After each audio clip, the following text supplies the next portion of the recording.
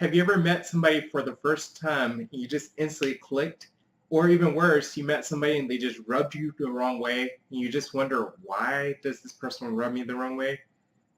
Have you ever been in a business situation like a network marketing event or even a social meeting where you just want to build rapport with people quickly, but you didn't know how to start? Have you ever been in a relationship where you guys just couldn't get along anytime you argued and you just butted heads all the time and you ever wonder how to resolve that? Well, I'm about to answer all that and more, so stay tuned.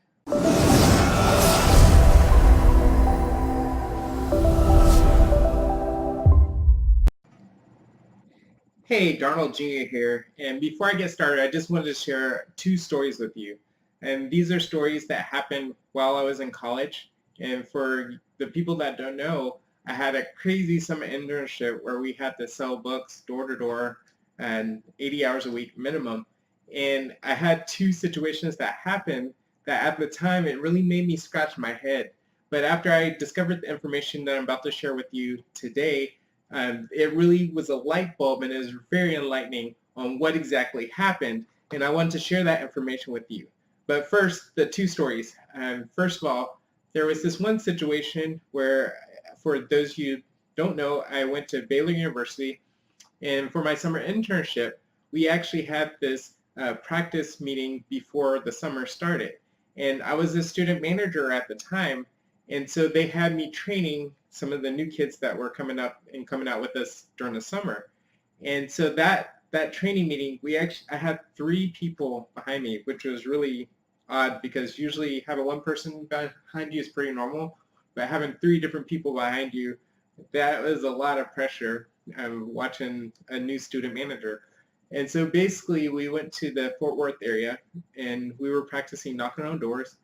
And I knocked on the door and this guy answers the door and he goes, "What are you doing?" And since I had three people behind me, my nerves and my heart was racing. I was like, I'm selling books. And he's like, "Oh, what kind of books are you selling?" I was like, "Oh, they just help out with kids' homework, from zero all the way to the second year in college, da da da." And he's like, "Oh, how much are they?" And if you know anything about sales, like you don't tell them the price right off the bat, especially during the approach. And there's this script that we're supposed to follow, but I wasn't exactly sticking to the script because I was so nervous.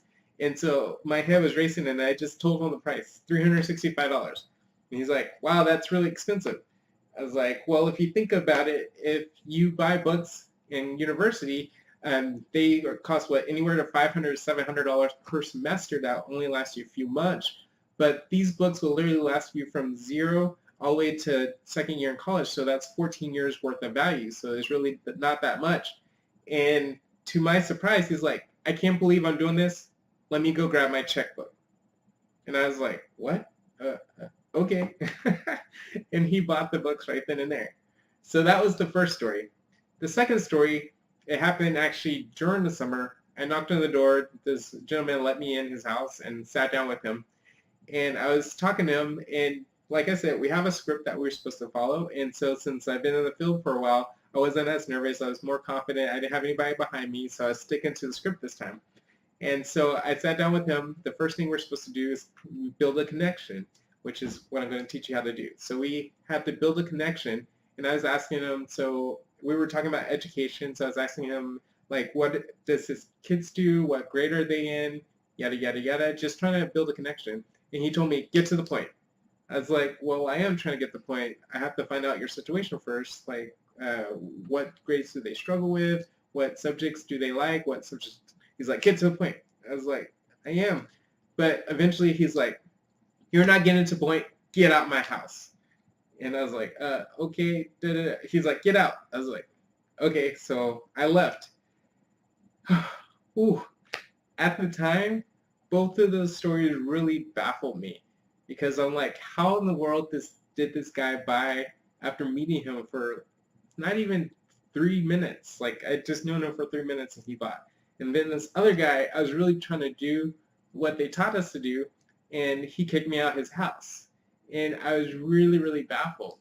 So I'm about to answer both of those questions as far as why, and all those questions I had at the beginning of this video as far as how that all happened. And so what it is how to build rapport with people quickly. And this is something that applies not only to business, but it applies to your personal life. And as I'm going through this, you're going to start thinking of people in your life that has these specific characteristics, and you're going to be able to relate with them a lot better because you are aware of these characteristics. And also, you're also going to be able to identify yourself and see what's applicable to yourself. And a lot of times people don't want to be put in a box, but people are more alike than they are different. And it's kind of fascinating. The more and more I study this, the more true I find that to be. So here we go. Once you meet a person for the first time, there's a way to assess a person's personality style quickly. And all you have to do is ask yourself 2 questions. The first question is, are they more assertive or less assertive than 50% of the population? Are they more assertive or less assertive than 50% of the population? So if they're more assertive, we're going to put them on the top. If they're less assertive, we're going to put them on the bottom. And so the second question is, are they more emotive or less emotive than 50% of the population? Are they more emotive or less emotive?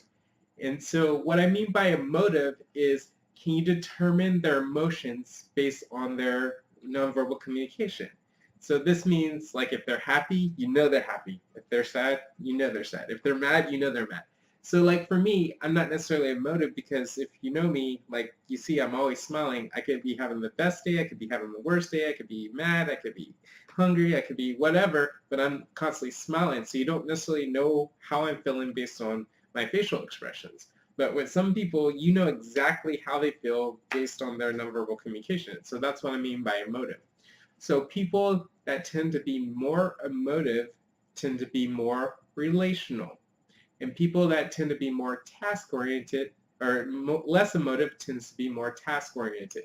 And so we're going to put a relational on the left side, and we're going to put task-oriented on the right side here. So based on those 2 attributes, it forms 4 quadrants. And so those are the quadrants that we're going to explore and dive further into. So the first one is the people that are assertive and task-oriented. People that are assertive and task-oriented, we call those drivers. Drivers are very bottom-line people. They like when people get to the point. They are very aggressive. They tend to be leaders of organizations. They make great commanders and chiefs, the presidents of universities of the United States. They're great leaders. And if a driver were to drive a car, I would say he would drive a Hummer. Those are the Hummer guys. They like to be in command, in charge, you know.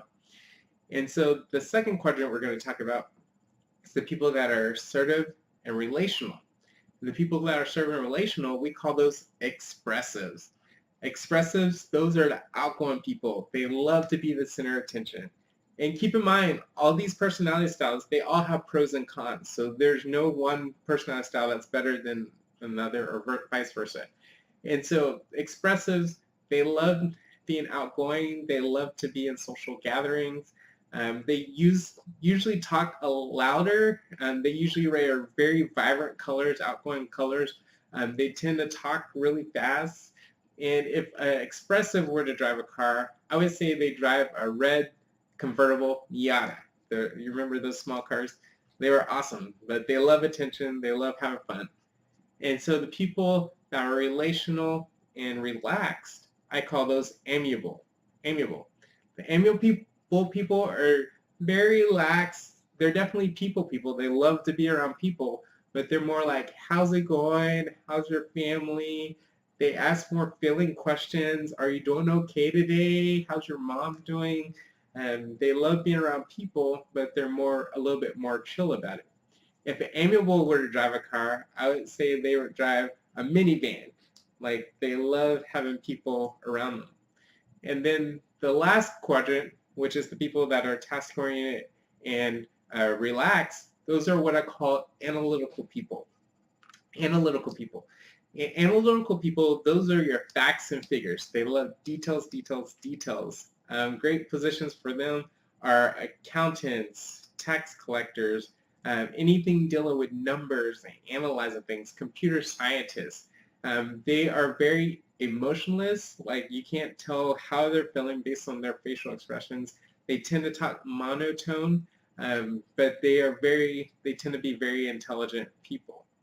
So based on those 4 quadrants, we're going to go around each of the quadrants and elaborate a lot more on each of the personality styles.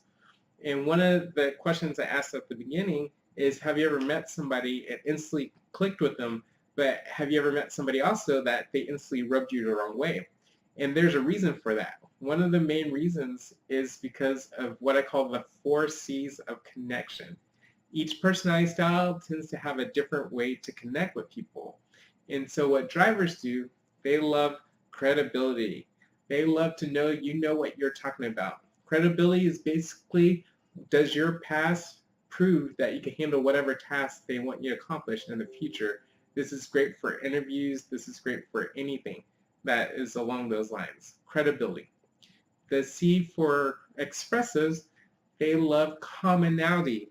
Anytime you have anything in common with them, they're going to love you. Whether if they're a fisherman, you love talking about fish. Have you ever met somebody and you threw out a name that you had mutual friends with, then instantly you had that rapport? It works with almost any personality style, but especially with expressives.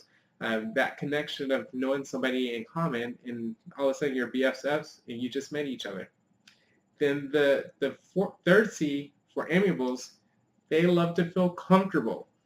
If they're comfortable, like amiables are already people, so you don't have to do much anyways to connect with them because they just, if you're around them and they feel comfortable with you, then they're golden.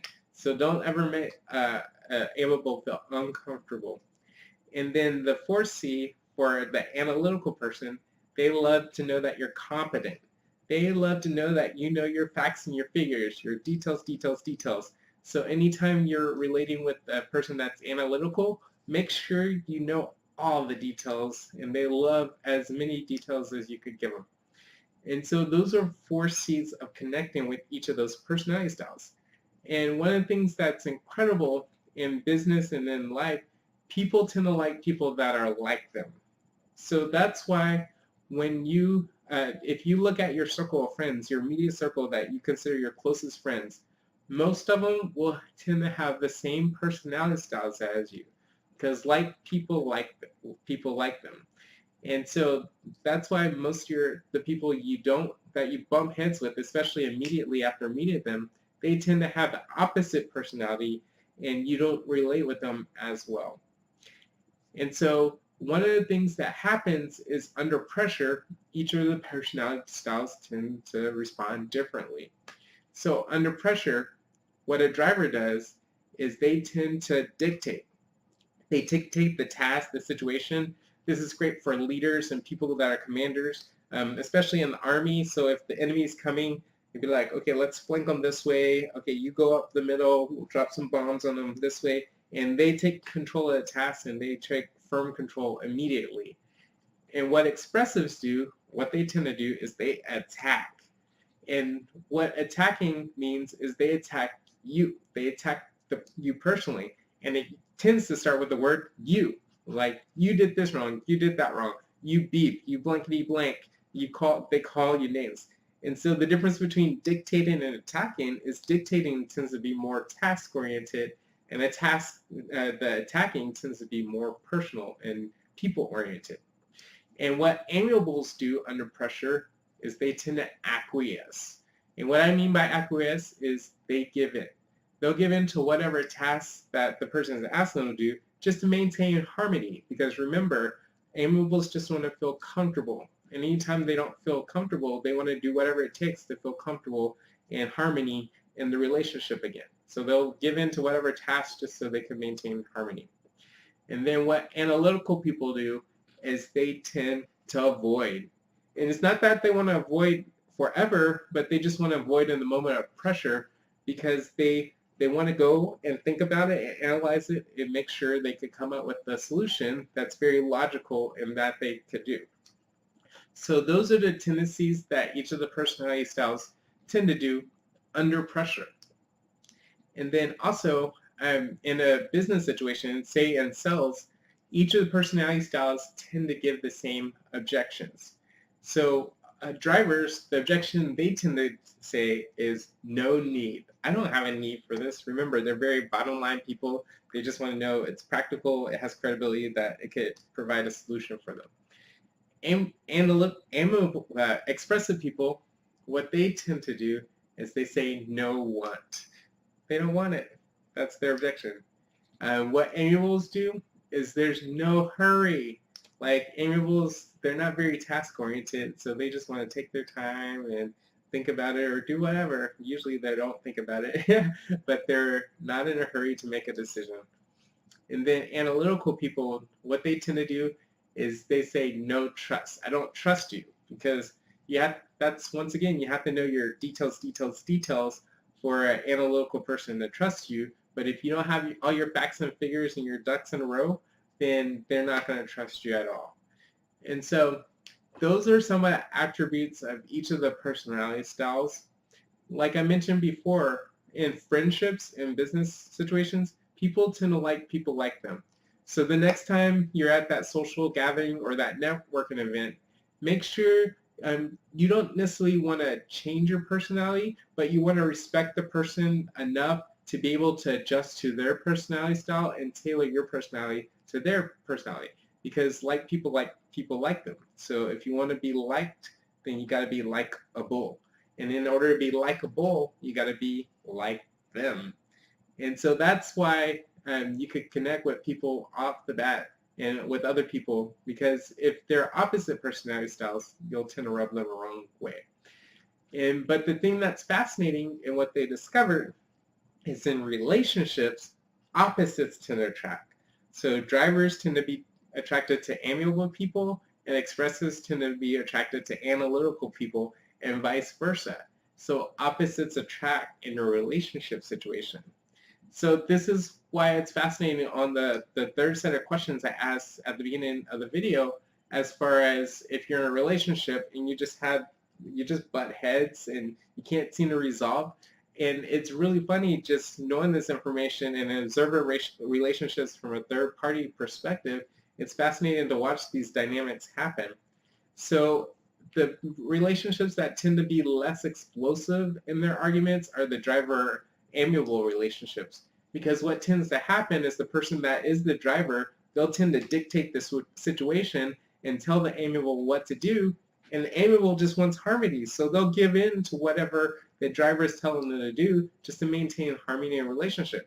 So on the surface, it doesn't look like their arguments are as explosive, but what tends to happen is if the amiable gives in so much and keeps giving in, eventually there's going to be a breaking point where that amiable just snaps, and then all of a sudden, boom, you do not want to make an amiable angry, because if you make an amiable angry, they're the ones that go off the deep end. They're the ones that get crazy. So you got to be really careful in the driver amiable relationships. But the arguments that tend to be more explosive, especially at the point of pressure, are the expressive analytical relationships. Because what tends to happen is expressives, like once again, they're kind of like animals. They want to maintain harmony, but they want to attack the situation right then, and they tend to attack the person versus the situation. They want to attack it right then and get it resolved, and that way they could be on the same page again. But analytical person, what they tend to do is in the moment of pressure, they just want to retreat, go to their man cave, go to their woman cave, whoever you are, and just go think about it, wait till all the emotions calm down and cool off for a second, and that way they could go and bring a proper solution where it's logical and they could actually do something practical about it. But that drives the expressive crazy because they want to get it resolved right then and there, but the analytical person wants to go think about it and wait till emotions cool down and the pressure resolves.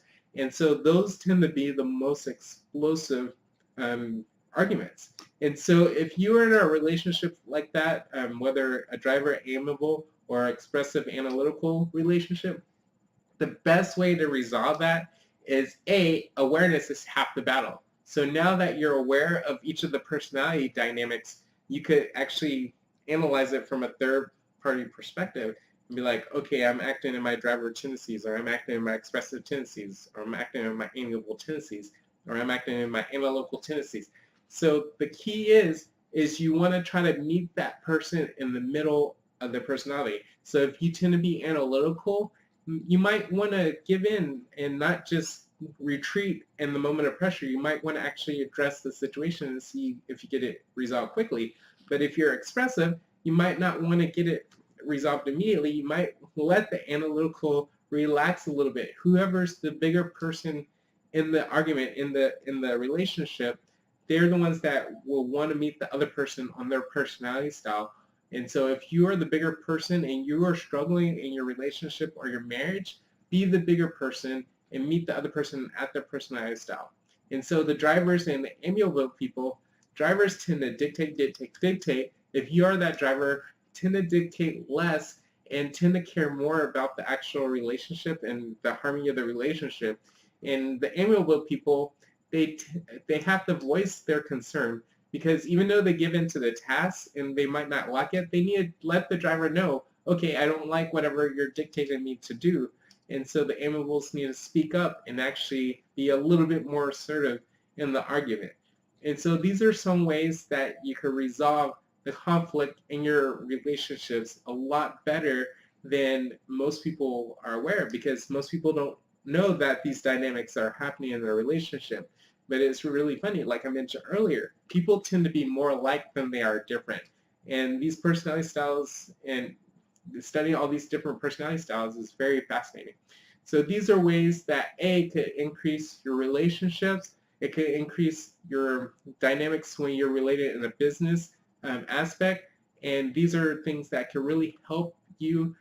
Awareness is half the battle. Like I mentioned earlier, you probably have thought of 1, 2, 3, or even 4 people that have these different personality styles. And now you know how to interact with them a lot more effectively because you're aware of how they respond in different situations. So once again, this is Donald Jr. I appreciate you for taking a few minutes out to hear about how to connect with people a lot better. And if you want more information, definitely follow me on my YouTube page. I have Instagram, Snapchat, Periscope, Facebook. You could find me all at Darnold Jr. That's my handle. And thank you once again for watching, and I look forward to talking to you soon.